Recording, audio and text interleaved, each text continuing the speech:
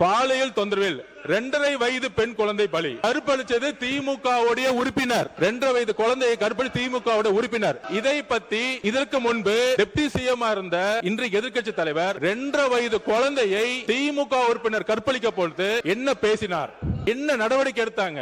அமைச்சர் அவர்கள் ஒரு போட்டோவை காட்டினாரு. இன்னொரு வீடியோ ஒன்னு இருக்கு, எல்லாருமே பார்த்தாங்க. ஒட்டுமொத்த இந்தியாவே பார்த்து உலகம் முழுக்க பார்த்தாங்க. இருக்கக்கூடிய அமைச்சர் ஒருத்தர் போதைப் பொருள் போடுறாங்க நுணுக்கி அதை என்ன பண்ணாருங்கிறத விளக்கம் கொடுத்துட்டார். போதும். அது அவங்க திருப்பி திருப்பி குற்றச்சாட்டு வைக்கும்போது நாங்கள் அதை குற்றச்சாட்டு வைக்குவோம். உங்க ஆட்சியில் எப்படி நடந்தது, உங்க ஆட்சியில் இது நடந்தது அப்படின்னு குறை சொல்லி கொண்டிருக்காங்க. அது போட்டோ தான் காட்டினாரு, எஃப்ஐஆர் பதிவு பட்டிருக்கு அப்படின்னு சொன்னாரு. இதுல இருந்து என்ன தெரியுதுன்னா, எங்களுடைய ஆட்சியில் நாங்கள் நடவடிக்கை எடுத்திருக்கிறோம், நடவடிக்கை எடுக்கப்பட்டிருக்கு எங்களுடைய ஆட்சியில். நாங்க கேட்கறது ஏன் உங்க ஆட்சி நடவடிக்கை எடுக்க மாட்டேங்கிறீங்க அப்படிங்கறத நான் கேட்கிறோம். ஆன்டி நார்கோட்டிக் டாஸ்க் போர்ஸுக்காக ரூபாய் 264.14 கோடி ஒதுக்கப்பட்டிருக்கு. உங்களுடைய முன்னாள் முதலமைச்சரும் சரி, நீங்கள் துணை முதலமைச்சர் இருக்கும் பொழுது இந்த போர்ஸுக்காக எத்தனை கோடி ரூபாய் நீங்க ஒதுக்கி இதற்கான பணிகளை நீங்க மேற்கொண்டீர்கள் பதிவு பண்ணுங்க. இந்த ஆட்சியில இன்றைக்கு சென்னை மாநகர கமிஷனராக நியமிக்கப்பட்டுள்ள திரு அமல்ராஜ் IPS அவர்கள் கிட்ட இந்த அரசு கேட்டுச்சுன்னா அவரே இந்த தகவல்களை தெளிவா எடுத்து கொடுத்துருவார். எங்களுடைய திராவிட மாடல் ஆட்சியில போதைப் பொருளை தடுக்கிற செயல்பாடுகள் சரியா நடக்கல அப்படின்னு இந்த அரசு எங்களை குற்றம் சாட்டுச்சுன்னா அப்புறம் என்னத்துக்கு அந்த அவ்வளவு பெரிய அதிகாரிய இப்போ இவ்வளவு முக்கியத்துவம் வாய்ந்த சென்னை மாநகராட்சி ஆணையர் பொறுப்புல போட்டிருக்கீங்க என்ற கேள்வி இந்த அரசுக்கு வைக்கிறேன். போதைப் பொருள் ஒழிப்பு மற்றும் சட்டவிரோத கடத்தல் தடுப்பு பணியை சிறப்பா மேற்கொள்ளும் காவலர்களுக்கு 2 நாட்களுக்கு முன்பு நம்முடைய முதலமைச்சர் அவர்கள் விருதுலாம் வழங்கி இருக்கிறார். போதைப் பொருள் தடுப்புக்கு எங்க ஆட்சியில நடவடிக்கை எடுக்கல அப்படின்னா அப்புறம் என்னத்துக்கு இந்த காவலர்களுக்கு முதலமைச்சர் அவர்கள் விருது கொடுத்தார் அப்படின்னு இங்க நான் பதிய வைக்க விரும்புகிறேன். இந்த மாதிரி 15 காவலர்களுக்கு சிறப்பு விருது கொடுத்தோன்னு இது ஒன்றும் புதிய நடைமுறை கிடையாது. வருடம் புரட்சி தலைவி அம்மா காலத்திலிருந்தே இது கொடுத்துட்டு தான் வராங்க. அதனால போதை தடுப்புக்கு எந்த ஒரு நடவடிக்கையும் எடுக்கல. தவறான தகவலை இங்க பதிய வைக்கிறீங்க. இந்த திட்டத்தை கொண்டு வந்தது எங்களுடைய தலைவர் 2023 ஆண்டு தான் அறிமுகப்படுத்தப்பட்டது. எல்லாம் தெரிஞ்சுட்டு பேசுங்க. அதேபோல் அமைச்சர் அவர்கள் சில கேள்விகளை கேட்கிறாரு. அமைச்சர் அவர்கள் கேட்கிற கேள்விக்கு தான் நான் பதில் சொல்லணும் அப்படின்னு அடம்பிடிக்கிறாரு. இன்னைக்கு நானு நம்முடைய அனைத்து கட்சி தலைவர்கள், எதிர்கட்சி தலைவர்கள் எல்லாம் இன்னைக்கு இந்த என்ன சட்டம் ஒழுங்கு சம்பந்தமா பேசிட்டு இருக்கிறோம். அந்த சம்பந்தப்பட்ட அமைச்சர் இங்க இருக்கிறாரு. அவர் ஏன் இப்ப பதில் சொல்ல மறுக்கிறாரு என்பதை நான் கேட்க விரும்புகிறேன்.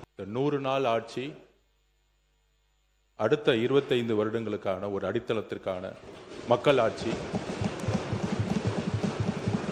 இந்த ஆட்சியை உருவாக்கியது இளைஞர்களும் பெண்களும். அதற்கு நாங்கள் எப்பொழுதும் உண்மையா இருப்போம். எங்களுடைய முதலமைச்சர் இறந்த எங்களுடைய சகோதரர்கள் அமுதனும் தனுஷாவட்டும் எங்களுடைய குடும்பமாகவும் சகோதரனாகவும் நாங்கள் நினைக்கிறோம். எங்களுக்கு உணர்ச்சியோட ஒரு அரசியல இதை பத்தி நாங்க பேசுறோம். இதை பற்றி மாண்புமிகு 2 அமைச்சர்களும் விளக்கினார்கள். என்ன நடந்தது, அதற்கான தகுந்த நடவடிக்கை என்ன அப்படி என்று. குறிப்பாக ட்ரக்ஸ், போதை ஒரு முக்கியமான பிரச்சனைங்கிறது மாண்புமிகு அனைத்து கட்சி சட்டமன்ற உறுப்பினர்களும் மூத்த உறுப்பினர்களும் அது கடுமையான நடவடிக்கை எடுக்கணும். காவல்துறை உடைய அறிக்கையை மட்டும் நீங்கள் நம்பாதீங்க அப்படிங்கிறத பதிவு பண்ணாரு. குறிப்பாக கம்யூனிஸ்ட் கட்சியுடைய தோழர் ஆகட்டும், அதிமுகவுடைய சட்டமன்ற உறுப்பினராகட்டும், அனைத்து கட்சி உறுப்பினர்களாகட்டும், நாங்கள் உறுதியாக கூறுகிறோம், காவல்துறையுடைய அறிக்கையா இல்லை காவல்துறையா இல்லை இறந்த சகோதரியின் தாய்னா எங்க முதலமைச்சர் ஒரு தாய் பக்கம் தான் நிற்பார். உறுதியாக சொல்றோம். விசாரணையில் எந்த விதமான அழுத்தங்களும் இந்த ஆட்சியில் எப்பொழுதும் ஏற்படாது. அரசியல் அழுத்தமா இருக்கட்டும். நேற்றே நானும் முதலமைச்சருடைய ஆணையின்படி நானும் திரு ராஜ்மோகன் அவர்களும் பள்ளித்துறை அமைச்சரும் சென்றோம். தனுஷ் அவர்களுடைய வீட்டுக்கு சென்றோம். ஒரு குடும்பத்தை சந்தித்தோம். 4 கோரிக்கை வச்சாங்க. கிட்டத்தட்ட 12 பேர் கைது செய்யப்பட்டிருக்கீங்க. இன்னும் சில பேர் இதில் இருக்காங்கன்னு சொல்ல உடனடியாக முதலமைச்சரோட கவனத்துக்கு சொன்ன விசாரணை நடந்துகிட்டு இருக்கு. இறந்த தனுஷோடைய அடக்கம் இடத்துல ஒரு கல்லறை வேணும்னு சொன்னோம். உடனடியாக முதலமைச்சர் அந்த கல்லறைக்கான இடத்தை ஐடென்டிஃபை பண்ண சொல்லியிருக்கிறாரு. அவர்களுக்கான வன்கொடுமை சட்டத்தின்படி அவர்களுக்கான உரிய இழப்பீடை இன்றைக்கு கலெக்டருக்கு கொடுக்க சொல்லி முதலமைச்சர் உத்தரவிட்டிருக்காரு. இதோடைய வெளிப்பாடுதான் தற்போதைய ஆட்சி பொறுப்பேற்ற உடனே மாண்புமிகு முதலமைச்சர் அவர்கள் கையெழுத்திட்ட 3 திட்டங்களில் anti narcotics task force ANTF திட்டம் ஒன்றாகும். இத்திட்டத்தின் முக்கியத்துவம் கருதி இத்திட்டத்திற்கு ரூபாய் 264.14 கோடி நிதி மாண்புமிகு முதலமைச்சர் அவர்களின் உத்தரவுப்படி ஒதுக்கீடு செய்யப்பட்டு மாநிலம் முழுவதும் 65 ஆன்டி நார்கோட்டிக்ஸ் டாஸ்க் போர்ஸ் அலகுகள் உருவாக்கப்பட்டுள்ளன. எனவே இந்த அரசு தமிழ்நாட்டிலிருந்து போதைப் பொருள் பழக்கத்தை அடியோடு வேறறுக்க வேண்டும் என்பதில் மிக உறுதியாக உள்ளது. இந்த நடவடிக்கையில் அரசு எந்தவித சமரசமும் செய்து கொள்ளப் போவதில்லை. ஆனால் நான் குறிப்பிட்ட கம்யூனிஸ்ட் தோழர்களை பத்தி பேசினேன், அதிமுக தோழர்களை பத்தி பேசினேன். நான் திமுக பத்தி பேசவே இல்லை. திமுகவுடைய எதிர்கட்சி என்ன சொல்ல இல்ல என்ன சொல்ல வர்றான்னு தெரியாம நிறுத்துக்கணும். என்ன அர்த்தம்? திமுகவுடைய எதிர்கட்சி அங்க 57 பேர் இருக்காங்க. நாங்க எந்திரிச்சோம்னா அந்த சபையை அவங்க பேசவே முடியாது. எதிர்கட்சி தலைவர் பேசும்போது நாங்க எந்திரிச்சோம்னா அதாவது மாண்புமிகு மாண்புமிகு சபை மாண்புமிகு என்ன பேச விடுங்க. மாண்புமிகு பொதுப்பணித்துறை அமைச்சர் சொன்ன கருத்தை நான் ஏற்க முடியாது. மாண்புமிகு பொதுப்பணித்துறை அமைச்சர் சொன்ன கருத்தை ஏற்க முடியாது. அதை மட்டும் அவைக்குழு நீக்குகிறேன். நீங்க பேசுங்க. யாரும் சொல்லிட்டு நீக்கிட்டு உட்காருங்க உட்காருங்க உட்காருங்க உட்காருங்க. மாண்புமிகு பொதுப்பணி இல்லைங்க.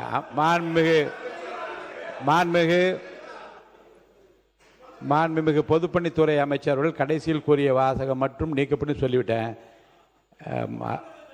நீங்க உட்காருங்க உட்காருங்க உட்காருங்க. நீங்க எனக்கு புரியல. கொறடா அவரா இல்ல நீங்களா எனக்கு தெரியல. உங்க கொறடா நிக்கிறார், நான் நிக்கிறேன். நீங்க தொடர்ந்து பேசினா என்ன அர்த்தம்? மாண்புமிகு பொதுப்பணித்துறை அமைச்சர்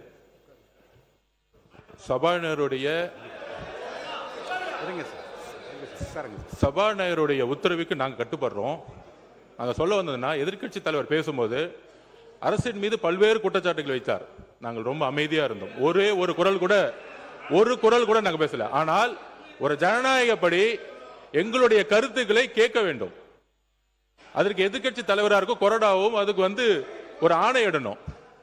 நாங்க எந்திரிச்சு பேசும்போது குரல் கொடுக்கிறது அவைக்கு உடைய மரபு மீறிய செயல்ங்கிறத நான் திருப்பி பதிவு பண்றேன். அப்ப ஆதாரத்துடன் பேசுறேன். இப்பொழுது எதிர்க்கட்சி தலைவராக இருந்தவர் அன்றைக்கு டெப்டி சிஎம் இருந்தாரு. திமுக ஆட்சியுடைய இந்த போதை பழக்க வழக்கம் இந்த 100 நாளை ஏற்படுத்த முடியாது. இந்த போதை பழக்க வழக்கம் நாங்கள் திருப்பியும் பதிவு பண்றோம்.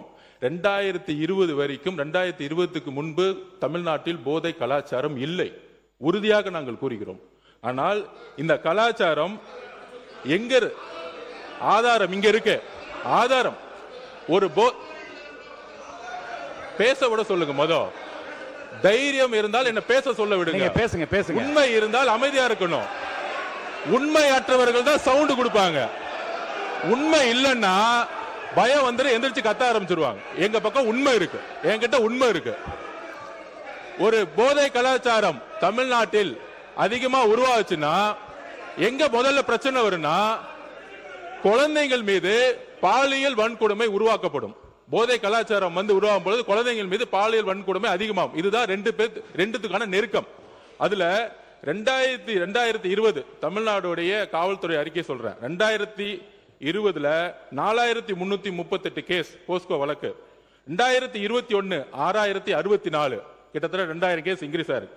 2022 6580 கேஸ்.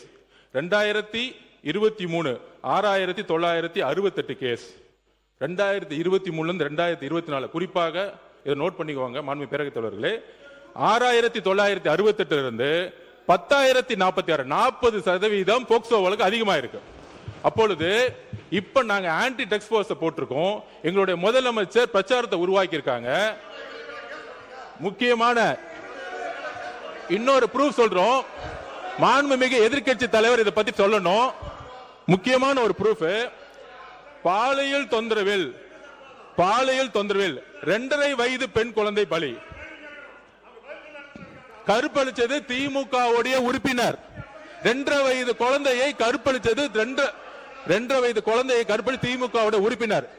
இதை பத்தி இதற்கு முன்பு டெப்டி சிஎம் இருந்த இன்றைக்கு எதிர்க்கட்சி தலைவர் 2.5 வயது குழந்தையை திமுக உறுப்பினர் கற்பழிக்க பொழுது என்ன பேசினார், என்ன நடவடிக்கை எடுத்தாங்க? போதை ஆன்டி ட்ரக்ஸுக்கு எதிராக எத்தனை மீட்டிங் இந்த 5 வருஷமா பதிவு பண்ணாங்க.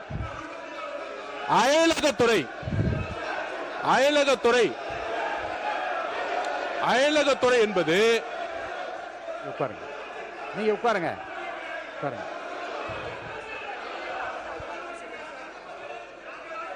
அதாவது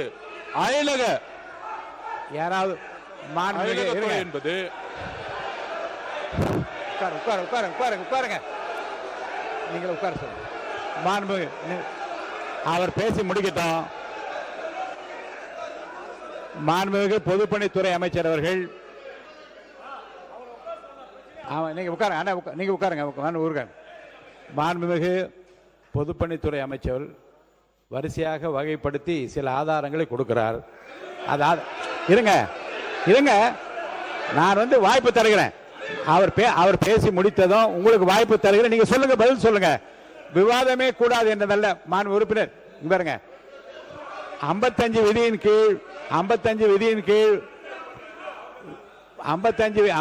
விதியின் கீழே கருத்து சொல்வதற்கு நான் அனுமதி அளித்திருக்கிறேன். அவர் கருத்து சொல்றாரு. அதில் மாறுபட்ட கருத்து இருந்தால் உங்களுக்கு நான் அனுமதி தரேன். நீங்க பதில் சொல்லுங்க. உட்காருங்க. இப்ப பொதுப்பணித்துறை முடிச்சிருங்க. பொதுப்பணித்துறை அமைச்சர் முடிங்க. அடுத்து உங்களுக்கு தரப்போறேன். உட்காருங்க. நீங்க கொடுங்க. இருக்க விதிப்படி தான் நடத்துறேன்.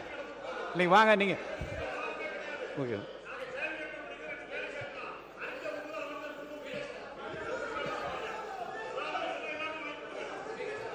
நான் எதிர்கட்சி தலைவருக்கு முழுமையா பேச வாய்ப்பு கொடுத்து தவறுன்னு சொல்றீங்களா? நீங்க அப்போ எவ்வளவு சொன்னார். நான் அமைதியான கேட்டு இருந்தேன். எல்லா உரிமைக்கு அது பதில் சொல்ற உரிமை அவருக்கு இருக்கிறது இல்லையா? இல்லைங்க. மாண்பு எதிர்கட்சி தலைவர் பேசுகிற போது கவன ஈர்ப்பு தீர்மானத்தை தாண்டியும் தமிழ்நாடு முழு நடந்த பல சம்பவங்களை சொல்லுகிற போது அமைதியா கேட்டு அதுக்கு பதில் சொல்வதற்கு உரிமை, ஒரு கலெக்டிவ் ரெஸ்பான்சிபிலிட்டி மந்திரிகளுக்கு இருக்கிறது. முதலமைச்சர் இல்லாவிட்டாலும் கூட ஒரு கலெக்டிவ் ரெஸ்பான்சிபிலிட்டி அடிப்படையில் அமைச்சர்கள் பதில் சொல்லுவார்கள். அவர் பேசி முடிக்கட்டும். உங்களுக்கு தர வாய்ப்பு தர பேசுங்க. சொல்லுங்க. மாண்புமிகு பேரவைத் தலைவர்களே, இந்த ஆதாரங்கள் எல்லாம் திமுக ஆட்சியில் போலீஸ் கொடுத்த அறிக்கை. இது தமிழக வெற்றி கழகத்தோட அறிக்கை கிடையாது. இது போலீஸ் முன்னாள் முதலமைச்சர் மு க ஸ்டாலின் அவர்கள் ஹோம் மினிஸ்டரா இருக்கும் பொழுது அன்றைக்கு கொடுத்த டிஜிபி, அன்றைக்கு கொடுத்திருந்த எஸ்பிக்கள் கொடுத்த ஆதாரம். இது போக்சோ வழக்கு கிட்டத்தட்ட 40-60% ஒவ்வொரு ஆண்டும் ஏறி இருக்கு. 2.5 வயது குழந்தையை கற்பழித்து திமுக உறுப்பினர்னு எஃப்ஐஆர் போட்டது உங்களுடைய அரசு தான். அதை தான் நாங்க பதிவு பண்றோம்.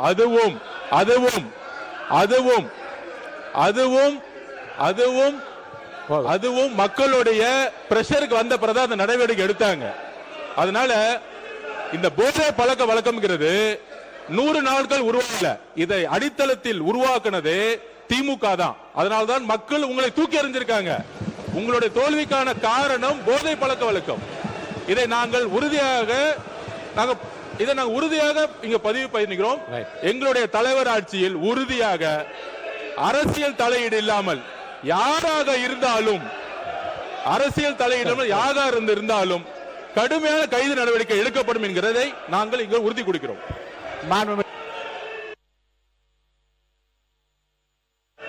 மாநிலத்துறை அமைச்சர் அவர்கள் பேசிய பிறகு மாநில எதிர்கட்சி தலைவர் அவர்கள் நீங்க தொடர்ந்து இதை உங்கள் கருத்துக்கள் நீங்க பதிவு செய்யலாம்.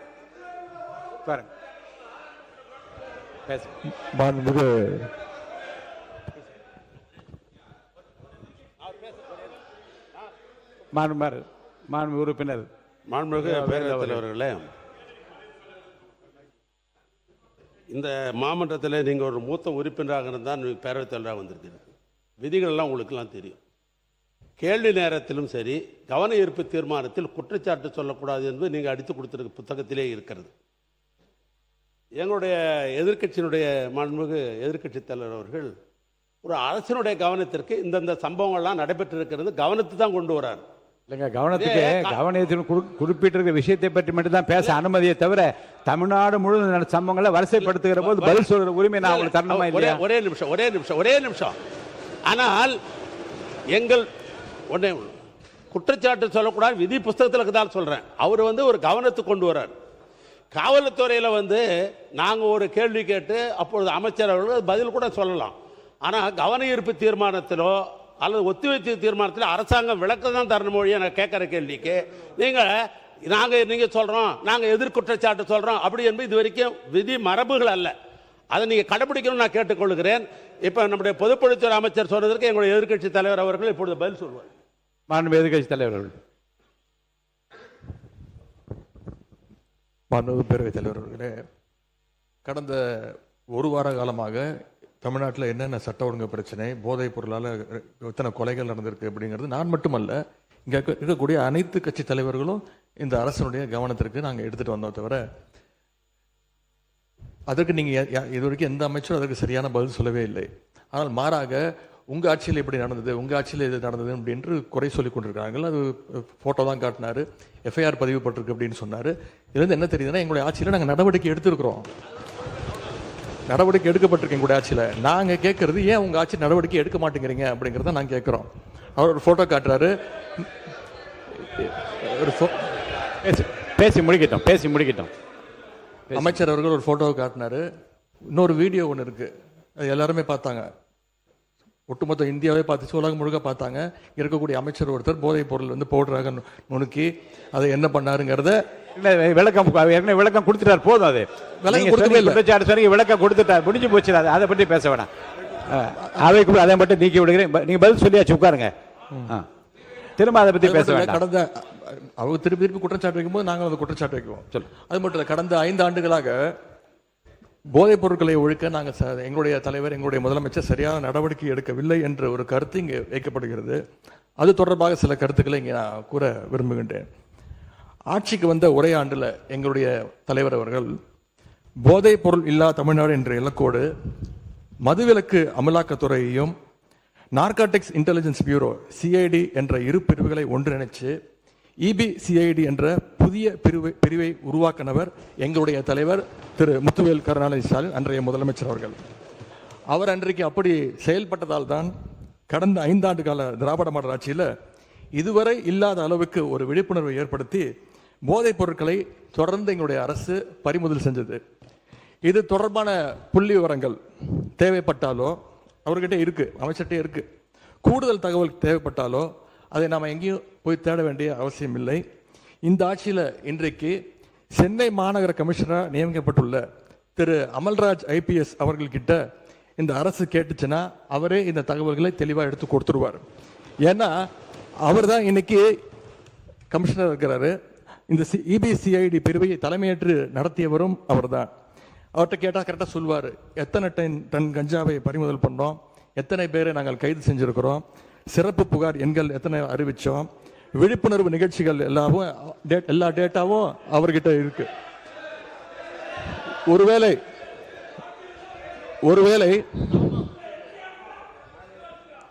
ஒருவேளை எங்களுடைய திராவிட மாடல் ஆட்சியில் போதைப் பொருளை தடுக்கிற செயல்பாடுகள் சரியா நடக்கல அப்படின்னு இந்த அரசு எங்களை குற்றம் சாட்டுச்சுன்னா நான் உங்ககிட்ட கேட்க வேண்டிய கேள்வி, அப்புறம் என்னத்துக்கு அந்த அவ்வளவு பெரிய அதிகாரிய இப்போ இவ்வளவு முக்கியத்துவம் வாய்ந்த சென்னை மாநகராட்சி ஆணையர் பொறுப்புல போட்டிருக்கீங்க என்ற கேள்வியை இந்த அரசுக்கு வைக்கிறேன்.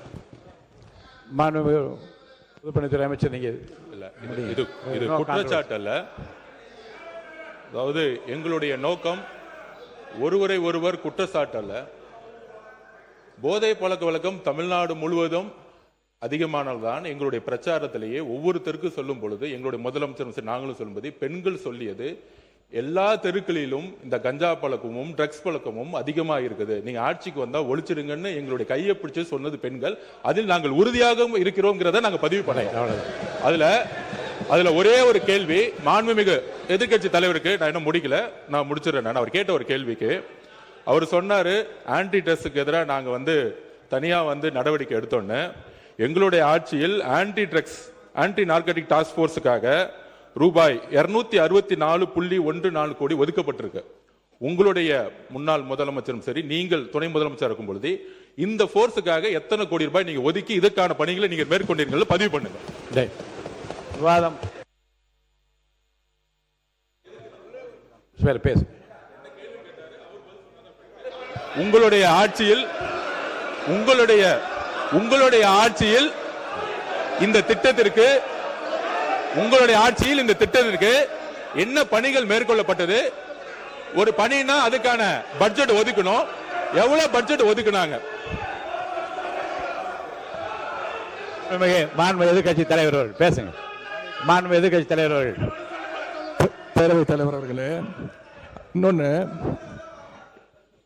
போதைப் பொருள் ஒழிப்பு மற்றும் சட்டவிரோத கடத்தல் தடுப்பு பணியை சிறப்பாக மேற்கொள்ளும் காவலர்களுக்கு 2 நாட்களுக்கு முன்பு நம்முடைய முதலமைச்சர் அவர்கள் விருதெல்லாம் வழங்கியிருக்கிறார்.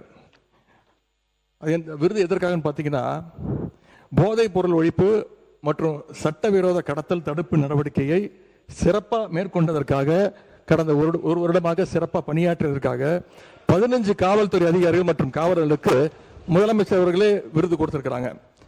அந்த 15 காவலர்களுமே எங்களுடைய ஆட்சி காலத்தில் பல்வேறு வழக்குகளில் போதைப் பொருள் ஒழிப்பு நடவடிக்கையை சிறப்பாக மேற்கொண்டவங்கன்னு இன்னைக்கு அரசு அறிக்கை கொடுத்திருக்கு.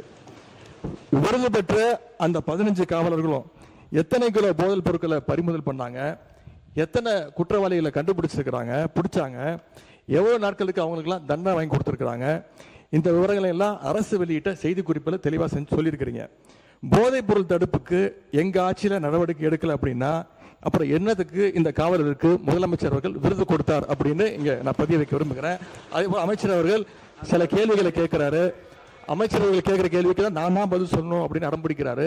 இன்னைக்கு நான் நம்முடைய அனைத்து கட்சி தலைவர்கள், அத்தனை பேர் எதிர்கட்சி தலைவர்கள்லாம் இன்னைக்கு இந்த என்ன சட்டம் ஒழுங்கு சம்பந்தமா பேசிட்டு இருக்கிறோம், அந்த சம்பந்தப்பட்ட அமைச்சர் இங்க இருக்கிறாரு, அவர் ஏன் இப்ப பதில் சொல்ல மறுக்கிறாரு என்பதை நான் கேட்க விரும்புகிறேன்.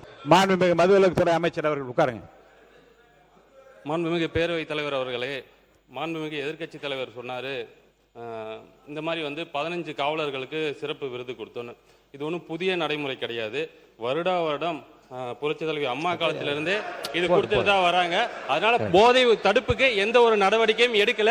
எதை வச்சு சொல்றேன்னா, அந்த கஞ்சா உட்பட பல பொருட்களை பறிமுதல் பண்ணாங்க. நாங்க இந்த 100 நாட்கள் அதை விட அதிகமா நம்ம தமிழக வெற்றி கழகம் ஆட்சி பறிமுதல் பண்ணியிருக்கு. அதுக்கான டேட்டாவை மானிய கோரிக்கையில நிச்சயம் நாங்கள் சொல்லுவோம். மாண்பு எதிர்க்கட்சி தலைவர் முடிச்சிடலாம். 1 மணி நேரம் நீங்க சொல்லுங்க. என்ன தவறான தகவலை இங்க பதிய வைக்கிறீங்க? இந்த திட்டத்தை கொண்டு வந்தது எங்களுடைய தலைவர் 2023ஆம் ஆண்டு தான் அறிமுகப்படுத்தப்பட்டது. எல்லாம் தெரிஞ்சுட்டு பேசுங்க. மாண்புமிகு உறுப்பினர் இப்போ போதும். ஏறத்தாழ 1 மணி நேரம் இந்த பிரச்சனை எவ்வளவு முக்கியத்துவம் வாய்ந்தது என்பதற்காகவும் மாண்புமிகு உறுப்பினர் சொன்னாரு கேரளால இருந்து இது நிறைய சப்ளை ஆகுதுன்னு. இதுக்கான நடவடிக்கை தான் கேரளால இருந்து ஹோம் மினிஸ்டர் இங்க திரு ரமேஷ் சென்னிதால் அவர்களும் சரி, எங்களுடைய முதலமைச்சரும் சரி, இதற்கான அனைத்து திட்டங்களும் நடந்துகிட்டு இருக்குங்கிறத நான் இந்த இடத்துல பதிவு பண்றேன். கேரளாவுடைய ஹோம் மினிஸ்டரும் தமிழ்நாடுடைய ஹோம் மினிஸ்டரும் சேர்ந்து கூடிய விரைவில் கடுமையான சட்ட நடவடிக்கைகள் மூலம் கேரளால இருந்து தமிழ்நாட்டுக்கு வரக்கூடிய அனைத்து டக்ஸ் உடைய வழிகளையும் மூடுவதற்கான அனைத்து பணிகளும் ஸ்டார்ட் ஆயிருச்சுங்கிறத நாங்க பதிவு பண்றோம். சிறப்பு கவன ஈர்ப்பு தீர்மானம். தேனி மாவட்டம் ஆண்டிப்பட்டி தொகுதி தும்மக்குண்டு மேகமலை பகுதிகளில் விவசாயம் செய்யும் விவசாயிகள் குறித்து நாங்கள் எதிர்க்கட்சியில் இருக்கிற அனைவரும் எழுப்பிய கேள்விக்கு அரசின் சார்பாக உரிய விளக்கங்கள் இல்லை. எனவே அதை கண்டித்து நாங்கள் வெளிநடப்பு செய்கிறோம்.